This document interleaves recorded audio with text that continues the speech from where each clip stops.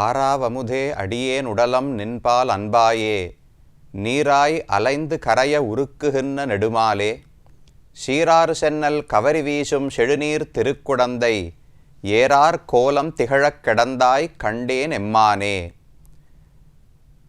சோழ நாட்டு திருத்தலங்களுக்குள்ளே மிகவும் முக்கியமான ஒரு திவ்யதேசத்தை நாம் தற்போது அடைந்துள்ளோம். ஸ்ரீரங்கம் 108 திவ்யதேசங்களுக்கும் வேறானது, மிகவும் முக்கியமானது என்று கொண்டாடப்படுகிறது. அதைத் தொடர்ந்து காவிரி கரையிலேயே ஒவ்வொரு திவ்யதேசமாக நாமும் அனுபவித்து கொண்டு வந்தோம். அந்த கிரமத்தில் தற்போது நாம் இருப்பது 12வது திவ்யதேசம். இந்த திவ்யதேசத்துக்கு திருக்குடந்தை என்று பெயர் வழங்கப்படுகிறது. பொதுவாக உலக வழக்கத்தில் கும்பகோணம் என்று இந்த ஊரை அழைக்கிறோம். அது வெவ்வேறு பெயர்களால் குடந்தை என்று பெயர் உண்டு, குடமூக்கு என்று பெயர் உண்டு, கும்பகோணம் என்று பெயர் உண்டு, பாஸ்கர க்ஷேத்திரம் என்று பெயர் உண்டு. இதைப்போல பல பெருமைகளோடு கோவில்களுக்கென்றே இருக்கக்கூடிய ஒரு ஊர். கும்பகோணத்துக்குள்ளே வந்தோம் என்றால் எந்த திசையில் எந்த தெருவுக்குள் போனாலும் கண்டிப்பாக ஏதோ ஒரு கோயிலை நாம் தரிசித்து விடலாம். அப்படி பேர் போன ஒரு ஊர்தான் நாம் தற்போது வந்து அடைந்திருப்பது. இந்த இடத்தில் ஆறாவமுதன் என்கிற திருநாமத்தோடு சயன திருக்கோலத்திலே பகவான் ஸ்ரீமன் நாராயணன் காட்சி அளிக்கிறார். அவருடைய சன்னிதானம் மட்டுமல்ல, இந்த ஊரில் நாம் தரிசிக்க வேண்டிய பல கோவில்கள் முக்கியமாக இருக்கின்றன. திவ்யதேசம் என்று பார்த்தால் இந்த கும்பகோணம் என்பது திவ்யதேசம். அதிலே பாடப்பட்ட பெருமாள் ஆறாவமுதன் என்று பெயர் பெற்றவர். அதோடு கூட அந்த பெருமாளை தவிர மிக தொன்மையான பல வேறு சந்நிதிகளும் கூட இந்த ஊரிலே இருக்கின்றன. அது அனைத்தையும் சேர்த்து நாம் பார்க்க வேண்டும். ரொம்ப அழகான ஒரு கோவில். பெருமானுடைய பிரசித்தியே, பெருமானுடைய பெருமையே அவனுடைய பெயர் காட்டி கொடுக்கிறதே. ஆறாத அமுதம். அமுதன் என்று சொன்னாலே அமிர்தம் போல இனிமையானவர். சாப்பிட சாப்பிட போருமென்றே தோன்றாதாம். அதனால ஆறாத அமுதன், ஆறாவமுதன் என்று அழைக்கப்படுகிறார். அவரை பற்றி பார்ப்பதற்கு முன்னால் இந்த ஊர் க்ஷேத்திரத்தினுடைய மகாத்மியம் பார்க்க வேண்டுமே. எப்பவுமே பெருமானுக்கு ஏற்றம் எப்போதும் உண்டு. ஆனால் அவர் எந்த ஊரில் வந்து காட்சி அளிக்கிறாரோ அந்த ஊருக்கே பல பெருமைகள் தொன்று தொட்டு புராணங்களிலே சொல்லப்படுகின்றன.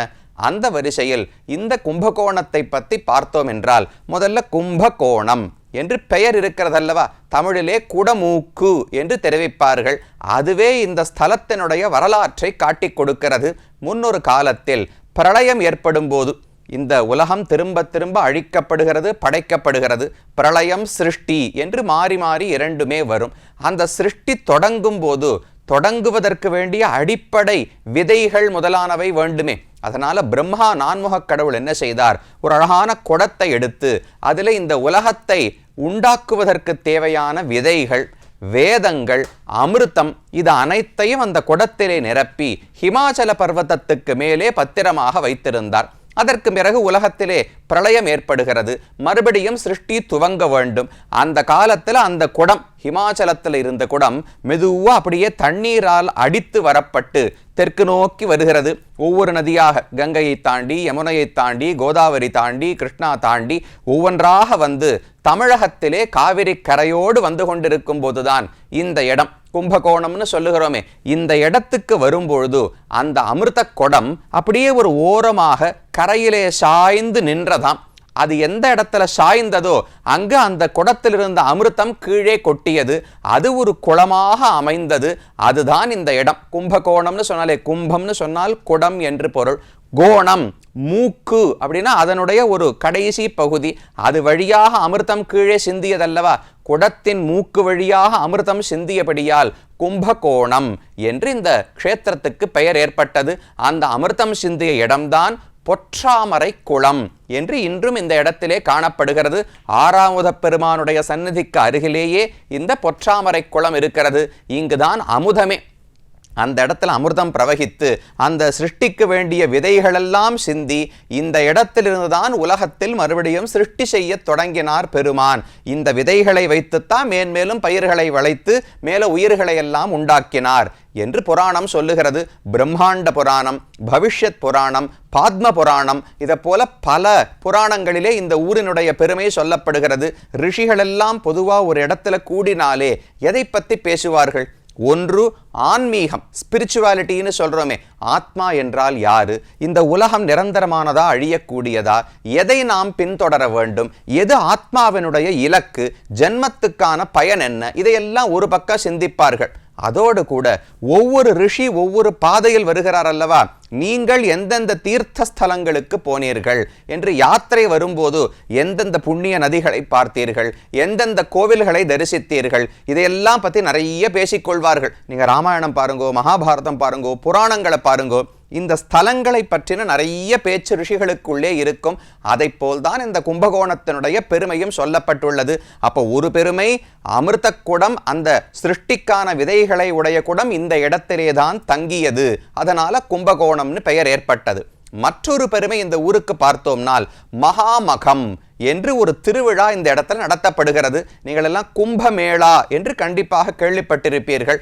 12 வருஷங்களுக்கு ஒரு முறை கும்பராசியில எப்போ குரு வந்து சேருகிறாரோ அப்போது கும்பமேளா என்று வடக்கே ஒரு உற்சவம் நடத்தப்படுகிறது. 4 நதிகள், 4 இடங்கள், ஹரித்வாரத்தில் நடக்கும்.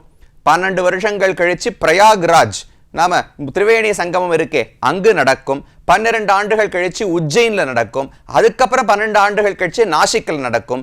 மறுபடியும் 12 ஆண்டுகள் கழித்து ஹரித்வாரத்தில் நடக்கும். இப்படி 4 இடங்களும் ஒரு சுழல் முறையிலே 12 ஆண்டுகளுக்கு ஒரு முறை கும்பமேளா என்பது வடக்கே பாரதத்தில் நடத்தப்படுகிறது. அதே போல எப்போது சிம்ம மாசத்தினுடைய மக நட்சத்திரத்தின் போது எப்போது குரு வந்து சேருகிறாரோ அந்த சமயத்துல தான் இந்த மகாமகம் என்கிற ஒரு திருவிழா நடத்தப்படுகிறது. இந்த கும்பகோணத்தில் தான். இந்த இடத்துல பெரிய குளம், மகாமக குளம்னு இருக்கிறது. அந்த இடத்தில் அனைத்து நதிகளும் வந்து கலந்து விடுகின்றனவா. பாரதத்தினுடைய முக்கியமான நதிகள்னா எதை சொல்லுவோம்? கங்கை, காவேரி, யமுனை, சரஸ்வதி, கோதாவரி, நர்மதா, கிருஷ்ணா, சிந்து, சரயு, இந்த 9 நதிகள் இருக்கின்றன அல்லவா. இந்த மகாமக காலத்தில் அந்த குளம் இருக்கிறதே, இந்த 9 புனித நதிகளுடைய தீர்த்தங்களும் வந்து இந்த குளங்களிலே கலந்து விடுகின்றன. அந்தந்த நதிகளே, ஒவ்வொரு நதிக்கும் ஒரு தேவதை, ஒரு பெண் தேவதை உண்டு அல்லவா. அந்த தேவதைகளே இந்த மகாமக குளத்தில் நீராடித்தான் தங்கள் பாபங்களை போக்கிக் கொள்ளுகிறார்களாம். அப்பேற்பட்ட பெருமை. இந்த குளத்தை பார்த்தீங்கனாலே 9 பேரும் கன்னிகை வடிவங்களில் இந்த 9 நதிகளுக்கும் சிற்பங்கள் அந்த இடத்துல இருக்கின்றன. அந்த பெருமை இந்த கும்பகோணத்துக்கு உண்டு. பெருமான் வந்து சேர்ந்தார்ங்கிற பெருமை இருக்கட்டும். புராணங்களில் மேலும் சொல்லப்படுவது அமிர்த குடம் தங்கியது, மகாமக உற்சவம் நடத்தப்படுகிறது. இதெல்லாம் இந்த இடத்தில் இருக்கக்கூடிய சிறப்புகள். ஏற்கனவே இப்படி உயர்ந்த தலத்துக்கு பகவான் தானும் ஒரு காலகட்டத்தில் வந்து சேருகிறார். ஒரு முறை அல்ல, 2 வடிவங்களில் பகவான் இந்த இடத்துல வந்து காட்சி அளிக்கிறார். இங்க வந்து படுத்துட்டு இருக்கிற ஒரு பெருமாளும் இருக்கார், நின்று கொண்டிருக்கிற ஒரு பெருமாளும் இருக்கார். பொதுவா நாம பாரதத்திலே பெருமாள் நாராயணன்னு சொன்னா எந்த 2 கோவில் நினைவுக்கு வரும்? ஒன்று திருவேங்கடம், மற்றொன்று திருவரங்கம். தெற்கு பாரதத்திலாவது முக்கியமான இந்த 2 திருத்தலங்கள் தானே. அந்த 2 பெருமான்களுமே இந்த ஊரிலே இருக்கிறார்கள். திருவரங்கத்தில் இருக்கிற பெருமானும் இந்த இடத்துல இருக்கிறார் கும்பகோணத்திலே. திருவேங்கடத்து ஸ்ரீனிவாச பெருமானும் இந்த இடத்துல இருக்கிறார். எப்படி, எதற்காக வந்தார்கள் என்றால், ரொம்ப சுவையான கதை, ஆனா கொஞ்சம் நீளமான கதை. இந்த ஊர் ஸ்தல புராணத்தை பார்த்தோம்னால் பல கதைகளை நாம் அதற்கு புரிந்து கொண்டாக வேண்டும். முதலிலே ஸ்ரீனிவாச பெருமாள் இங்கு எப்படி வந்தார் என்கிற கதையை மட்டும் பார்க்கலாம். ஒரு காலத்திலே சில முனிவர்கள் எல்லாரும் சேர்ந்து யாகம் செய்ய தொடங்கினார்கள். யாகம் என்று சொன்னாலே ஒரு நெருப்பை வளர்த்து, ஹோமத்தை வளர்த்து, அதில் ஏதாவது ஒரு திரவியம், நெய்யோ பாலோ புரோடாசமோ சரூரு கஞ்சியோ ஏதோ ஒன்றை வைத்து அதை ஆகுதியாக கொடுப்பார்கள். அது ஏதோ ஒரு தேவதையை சென்று அடைய வேண்டும். அந்த தேவதை அதனால் மகிழ்ச்சி அடைந்து நமக்கு நாம் ஆசைப்படும் பயன்களை அளிக்க வேண்டும். இதுதானே யாகம்னு சொல்லுகிறோம். இதை போல பெரிய ரிஷிகள் எல்லாரும் சேர்ந்து ஒரு யாகத்தை நடத்தினார்கள். அந்த சமயத்துக்கு பார்த்து நாரதர் அந்த இடத்துக்கு வந்தார். நாரதர் வந்தாலே ஒரு குழப்பத்தை ஏற்படுத்துவாரோ இல்லையோ, அவர் நம்மளை குழப்ப வேண்டும் என்பதற்காகவே சொல்லவில்லை. குழப்பம் ஏற்பட்டால்தான் பிற்பாடு தெளிவு ஏற்படும். நாம் இப்போ என்ன பண்ணுறோம், நமக்கு ஒரு விஷயத்தை பற்றி தெரியாதுன்னு வச்சுக்கோங்களேன், அப்போ குழப்பமே இருக்காது, தெளிவாக இருக்கும். ஒன்றுமே தெரியாது, எதை பற்றி குழம்புவது. ஆனால் ஒரு அரைகுறையாக ஒரு விஷயத்தை அறிந்து கொள்ள முயற்சிக்கும் போது குழப்பம்தான் இருக்கும், நிறைய சந்தேகங்கள் இருக்கும். அதை தடுத்து விடாமல் நேர தொடர்ந்து போனோம்னால் சந்தேகங்கள் தீர்ந்து ஒரு தெளிவு ஏற்படும் அல்லவா. அப்ப நாரதர் எங்கு போனாலும் கலகம் ஏற்படுத்துவார், எங்கு போனாலும் சண்டை மூட்டுவார்னு சொல்லக்கூடாது. அந்த கலக்கத்தின் மூலம் தெளிவை ஏற்படுத்தி கொடுக்கிறார் அல்லவா. அதே போல நாரதர் இங்கு வந்தவர் அந்த ரிஷிகர் இடத்துல கேட்டார், நீங்க பெரிய யாகம் செய்கிறீர்களே, ஹவிஸை யாருக்கு கொடுக்க போகிறீர்கள், இந்த யாகத்துல கொடுக்கிற திரவியத்தை பொருளை யாருக்கு சமர்ப்பிக்க போகிறீர்கள் என்று நாரதர் கேட்டார். ஒரு ரிஷியானா பிரம்மாவுக்கு கொடுக்கலாங்கிறார், இன்னொருத்தர் நாராயணனுக்கு கொடுக்கலாங்கிறார், இன்னொருத்தர் சிவபெருமானுக்கு கொடுக்கலாங்கிறார், ஒருத்தர் இந்திரன் சந்திரன் குபேரன் அக்னி இவர்களுக்கு கொடுக்கலாம் என்கிறார். கலகம் ஏற்பட்டது, எல்லாருக்கும் வாக்குவாதம் ஏற்பட்டது, எல்லாரும் சேர்ந்து முடிவெடுத்தார்கள். இதெல்லாம் நாம முடிவெடுக்க வேண்டிய விஷயம் கிடையாது. பிருகு தான் ரொம்ப உயர்ந்த மூத்த முனிவர், அவரிடத்துல பொறுப்பை ஒப்படைப்போம். யார் மிகவும் உயர்ந்த தேவதை, சாந்தமான தேவதை, சாத்விகமான, கோபமோ தாபம் எதுவும் இல்லாத சத்துவகுணம் மட்டும் உடைய தேவதை யாரோ அவருக்கு தான் நாம் வழங்க வேண்டும் ஹவிஸை. அது யார் என்று பிருகு மகரிஷி பார்த்து கொடுக்கட்டும் என்று அனைவரும் முடிவு செய்தார்கள்.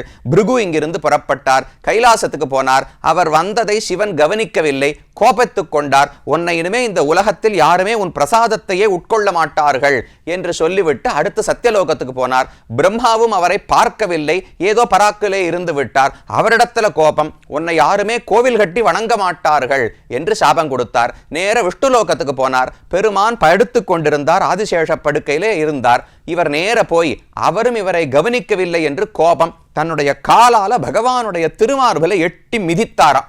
உடனே பகவான் விழித்து கொண்டவர், இப்படியான சமாளிக்கணும் இல்லையோ, தப்பு பண்ணிட்டா ஒண்ணு மன்னிப்பு கேட்கணும், இல்ல நல்லா சாமர்த்தியமா பேசி சமாளிக்க தெரியணும். பகவான் என்ன பண்ணார், சுவாமி மகரிஷியே ரொம்ப ஆனந்தம், நான் நீர் வந்த உடனேவே நான் பார்த்து விட்டேன், ஆனா எழுந்து வந்து வரவேற்றிருந்தால் இந்த பாக்கியம் எனக்கு கிடைத்திருக்காதே, அதனால தூங்குவது போல் நடித்தேன்னு சொன்னாராம்.